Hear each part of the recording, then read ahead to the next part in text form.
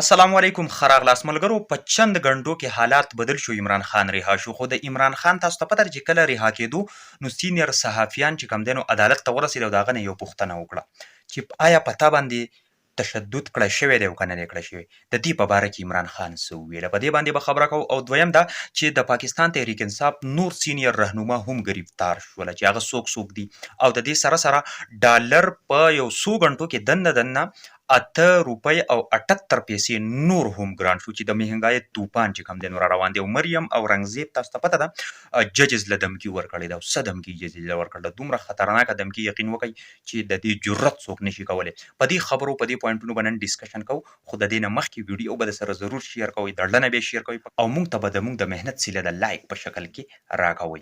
اوس راځو خپل ټاپک طرف ته. راځو تاسو ته پته ده چې د دې نه مخکې حالات دومره خطرناک وو چې د پاکستان حالات یو میدان جنگ جوړ شوی و. ټیک شوله نو چې چونکې اوس پته ولګېده چې حالات خرابېږي، په عدالت باندې د خلکو اعتماد چې کم دی نو ختمیږي، نو سپریم کورټ یوه فیصله وکړه او ډېره ښایسته فیصله یې وکړه او یقین وکړئ د ټولو عوامو زړونه یې خوشحاله کړله. سپریم کورټ وویل چې د عمران خان چې کومه گرفتاري ده نو دا غیر عیني گرفتاري ده، ځکه چې د عدالت په احاطه کې یو سړی گرفتار کول او هغه چې کم دی نو په کورټ روم کې د هغه گرفتاري کول دا بالکل چې کم دی نو قابل مذمت ده. د دې سره سره عمر عطا بندیال دا خبره هم وکړله که چیرې دغه شانتي عمل روان وي او دغه شانتي کارونه روان وي نو یقین وکړئ چې د عوامو به په عدالتونو باندې چې کوم اعتماد دی نو هغه به ختم کړلی شي او هغوی به خپلې فیصلې په خپله باندې شروع کړي. او د عمران خان په تشدد سره گرفتاري د دې مونږ ډېر زیات مذمت کوو، چونکې سابقه وزیر اعظم پاتې شوی د ده سره دغه شانتي کار نه کول پکار ده. د چې کومه گرفتاري وه هغه لږ په ښه شان سره او په ښه اخلاقو او د اخلاقو په دایره کې دننه چې کوم دنو کول پکار وه. یعنې د عمران خان سره چې دا کومه کار وکړلی شو نو د دې باقاعده سپریم کورټ مذمت وکړو، عمر عطا بندیال، او های کورټ ته ویل چې د ده د کیس سماعت د سبا دوباره چې کوم دی نو وکړلی شي. تاسو ته پته ده چې څنګه عمران خان عدالت ته تلو نو صحافیانو د هغه نه سوال وکړو، صحافیان ترې چپ چاپېره شو، عمران خان ته وویل چې خان صاحب په تا باندې تشدد کړی شوی دی او که نه دی. نو عمران خان په دې سوال باندې انتهایي خاموشه پاتې شو او سیده لاړو. اوس څوک وایي چې آیا په ده باندې تشدد کړی شوی دی نو د دې وجې نه هغه غږ ونه کړو او هغه خبره یې په زړه کې چې کوم دی نو پټه وساتله. څوک وایي چې یاره نه به یې پې کړی شوی، ځکه چې نیب او نورو ادارو باقاعده ویلي دي چې یاره په ده باندې موږ تر اوسه پورې هېڅ قسمه څه تشدد نه دی کړی شوی. او زموږ د سورسز چې کوم معلومات موږ ته راتله نو په هغې کې هم داسې په کولاو څه کلیپ یا څه کولاو داسې څه شی نه دی وایرل شوی او نه داسې معلومات راغلي چې په هغه باندې تشدد کړی شوی. خو به هر حال تشدد په هغه باندې به ځکه نه کړی شوی چې هغه ته د عوامو د زور د پاکستان تحریک انصاف چې کوم ټایګرز وو هغه چې په ملک کې کم دغه راغستی و نو یقین وکړه چې حالات نور هم خرابېده او چونکې د ده گرفتاري غیر عیني هم وه نو لهذا چا دې ته نه کته، چا د خپلو ځانونو پروا نه ده کړې، په هر ځګي باندې ورغړي دي او هر ځای باندې چې کوم دی نو اټیک کړی دی.